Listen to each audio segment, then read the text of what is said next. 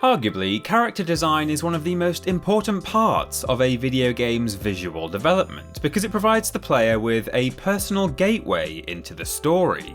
A well-dressed character allows us to empathise and invest in the narrative, whilst also enabling the player to directly interact with the new and exciting digital world they inhabit. Often, the characters are synonymous with the games themselves, which is what leaves us absolutely reeling when designers mistake them for Mr. Potato Heads and decide to swap out some of their most iconic features. With gameplay changes, technology advances, or the acquisition of licenses by new studios, some of our most beloved characters have experienced some shocking redesigns, both the justified and unjustified, loved and hated. It's certainly a bold move in almost every case, and often doesn't pay off. Redesigns are at great risk of earning the deadly ire of ferocious fanbases, resulting in savage vitriol or outright boycotting from angered customers. But, as my therapist says about me finally changing into some clean pyjamas during lockdown, change can be a good thing. But I'm never gonna do it, these are so comfy! Fresh character updates can definitely rejuvenate a series and bring new life to a franchise, but only if they improve on the existing formula. Let's check out a few who nailed this process, and a couple who really didn't. I'm Peter from TripleJump, and here are the 10 most shocking video game character redesigns. Number 10. Reptile, Mortal Kombat 4. In modern fighting games, you can expect to see rosters brimming with cyborgs, undead warriors, demons, bears, and more skimpy bikinis than this season's collection of Victoria's Secret. But these flashy designs weren't always commonplace. Take Mortal Kombat's old lineup of Power Rangers-esque ninja boys, for example. Did you want to play as the ninja with some blue pixels, or maybe spice things up and use the one with green pixels for a change? Or these character designs were, of course, a reflection of the existing technical limitations, but upon releasing the 4th installment in the series, Reptile had been redesigned into, well, an actual reptile. It's like a kid pulled apart his Action Man and Killer Croc toys and just swapped the heads around. These days, he fortunately looks way better, as the devs have put a lot more effort into his design than seemingly just plonking an animal face on a human body. We're putting him here at number 10 because, although the sudden change was definitely shocking, compared to the others in this list, you might say this reptilian redesign was quite scaled back in terms of shock factor. Thank you. Number 9. Jak 2 Renegade. The first installment in this series is typical Naughty Dog fare. Jak and Daxter, the precursor legacy, is full of bright colours and fun characters, combined with large helpings of goofy humour and satisfying level design. However, the transition to Jak 2 Renegade leaves little in common with its predecessor, or precursor if you want to get serious about this. The playful sunshine is replaced by brooding angst, with the story, environment and characters all becoming much darker in comparison with those of the first outing. This transformation is truly illustrated by Jak's, well, literal transformation at the hands of Baron Praxis and his dark eco-experiments. His vapid expression is replaced with an angry scowl. His bright tunic and bare feet are scrapped for a mercenary-type look with steel toe-capped boots, and his silent demeanour is swapped for a rough, antagonistic approach. Don't let the elf ears fool you though. The new character and consequently new direction for the series actually worked. The sequel received fantastic reviews regardless of its infamous difficulty spike. The Jekyll and Hyde-esque redesign added literal firepower to the franchise and enabled Naughty Dog to distinguish the Jak series from other colourful platformers of the time. Everyone loves a bad guy, right Billy? Oh Jesus, no, I'm not good with blood. Number 8. Tiny Tiger, Crash of the Titans. Radical Entertainment sure did implement some radical changes when they got their hands on the Crash Bandicoot series. Actually, looking at the character character roster, it was difficult to choose just one of them for this list. Check out Crash with his new tattoos. What tribe are you a member of, bro? Or Cortex with those bizarre proportions. Of course, it's not as if the games didn't rock tribal designs or quirky proportions before, but these redesigns just didn't quite stick the landing.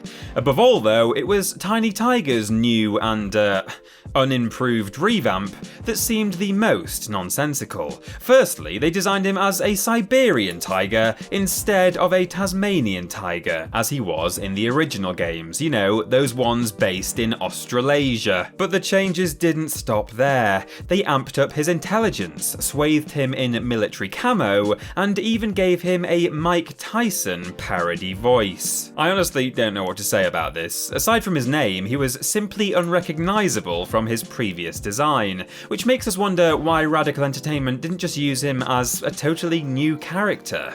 Thank goodness we now have the Insane Trilogy to cleanse our minds of this strange blunder. Number 7. Lara Croft, Tomb Raider 2013. Back in 1996, Lara's design was unflinching, fierce, and had more severe angles than Pyramid Head. No matter your stance on whether this portrayal was embarrassing or sexist, you can't argue that she was definitely an icon of video gaming at the time. These days, however, her physical design is far more realistic. Gone are the skimpy hot pants and tight tank top. Instead, the new Lara can fashion gear from animal hides and salvaged materials. How very eco-friendly. I mean, apart from, killing animals. Current Croft's proportions are more like that of an actual human being now, though she still loses her balance just as much and falls over at every opportunity. This new take on the polygonal explorer showed us a more vulnerable side to Lara and replaced the fantastical elements like gunning down dinosaurs with dual-wielded infinite ammo handguns in favour of shooting lots of men in the head with bows. The game's instantaneous transition from innocent girl to hardened murderer may not be super realistic, of course, but the designers definitely succeeded in providing a more believable spin on such an iconic yet fantastical character. Number 6. Tiny Kong, Diddy Kong Racing DS. First appearing in Donkey Kong 64, Tiny Kong was originally designed as the archetypical little sister character. No, not like those little sisters. She was literally the cutesy younger sibling of Dixie Kong, complete with adorable dungarees and spades of childhood innocence. However, similar to Tiny Tiger, the namesake soon became rather ironic after the little lass hit puberty. These days, the only thing tiny about this character is the size of her crop top. It's perhaps no surprise she was given the most human-like proportions of all the Kong characters, which conveniently enabled the designers to shape her hips, chest, and tight waist. It's particularly jarring because the other characters still retain a hunched ape-like body design. Whose idea was this? Almost as an afterthought, the designers at Rare made a quick note to explain that she's an aspiring supermodel who aims to follow in the footsteps of Candy Kong, her apparent idol and source of inspiration. Seriously, even DeviantArt couldn't have done a better job at sexualizing this actual gorilla. Hello? Is anyone? Hello? Number 5. KRATOS, God of War 2018. Look boy, what's that over there? Could it be a somewhat wild card entry? Oh, you bet it is! As we've already established, not all shocking or unexpected redesigns are bad ones, but this one isn't even a visual one.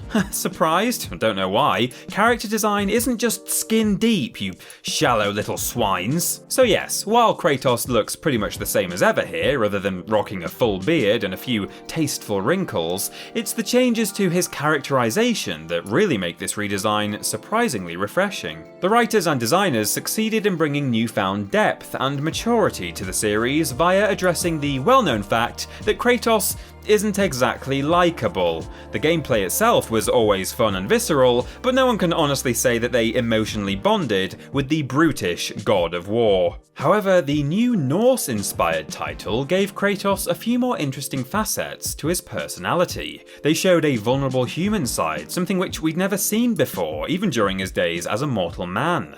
Credit has to go to the developers for handling this subtle redesign with such mastery and finesse. We still have the satisfying satisfying gameplay and badass anti-hero aspects of yesteryear, but now it's as fresh and exhilarating as the crisp winds of Midgard. Number 4. YUNA, Final Fantasy X2. The end of Final Fantasy X sees YUNA bidding farewell to Tidus as his faith-dreamt spirit departs Spyro's earthy coils. With scepter in hand and tears in her eyes, YUNA leaves behind the crushing responsibility of being a summoner now that the world is free from the clutches of sin. Her original design, according to Tetsuya Nomura, was heavily inspired by the looks of both the Hakama and Furisode. This elegant and beautiful design lends itself perfectly to the sending ritual, wherein YUNA dances atop the water's surface in order to usher lost souls into the afterlife. However, the sequel adopted a much more light-hearted tone and incorporated the dress sphere system, wherein characters could change outfits and classes during battle. This took inspiration from the magical girl genres in Japanese media, as well as the style and energy of J-pop. YUNA donned her favourite LARA CROFT cosplay for this installment, and also swapped her summoner staff for a pair of handguns. Gone is the demure, shy YUNA we once knew, and in her place stands a pop star. The tone is far lighter, far happier, and far more excitable, which is definitely exemplified in the new costumes, or, lack thereof. Number 3. SPYRO Skylanders. The recent remake of the PS1 Spyro trilogy quite literally succeeded in reigniting the love for this perfect purple lad. The animation is charming, the designs are enchanting, and the colour palettes are gorgeous. It almost allowed us to forget about the gargoyle monstrosity that featured in the toy-selling scheme vaguely disguised as a video game, Skylanders. While some of the original characters looked pretty good, the inclusion of this gruesome creature still haunts my nightmares. Look at it, it's downright hideous. It doesn't even have the goofy likability of a pug or the weird cuteness of one of those hairless kittens. It's just so wrong. Especially compared to his original form, this redesign had a muddy colour scheme and ugly proportions. The actual figurine looked pretty demonic too, and one could almost mistake the creature for one of the enemy monsters. Even Cinder, once an antagonist, looks far less evil than this new version of Spyro. It's safe to say that this redesign did not capture the character's brave, kind, and adventurous spirit at all. We're just relieved that the amazing remake cleansed our scarred minds with visions of lush fields, delightful dragons, and most importantly, Elora. What? I'm just reading what it says, don't judge me. Number 2. Dante and Virgil, DMC Devil May Cry. Yeah, we know, this is old news. Even here at TripleJump, we've already been there, done that. But it's too iconic not to mention in a list of shocking redesigns, admit it. Thanks to Devil May Cry 5, fans were eventually able to witness Dante's return to glory, but just cast your minds back through the Hellgate to remind yourselves of the dire blunders that were the DMC reboot characters. Now these were truly hellish. The beloved original design was substituted for a dirty vest-wearing, characterless shell with black hair. In addition, Virgil traded his sleek, iconic style for the internet nice guy fedora katana trench coat look.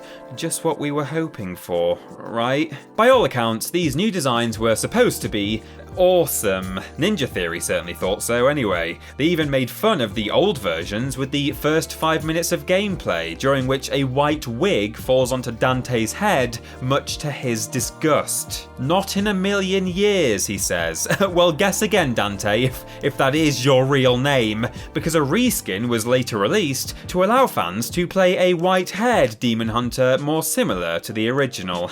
Look at that. But now, before we get to number 1, there's just time for an honourable mention of Cole McGrath Infamous 2 pre-release. This redesign is literally infamous for proving that hell hath no fury like a fanbase scorned. Somewhere between Infamous 1 and 2, Cole had lost his iconic leather jacket, changed his hairstyle, and also attained a new voice actor. He was practically unrecognisable, which led to so much backlash that developer Sucker Punch Productions had to hastily readdress their designs to try and appease passionate players before the game actually came out. It's the Sonic movie of the video gaming world, which you'd think would just be Sonic, but apparently not. And number 1, Bomberman Act 0.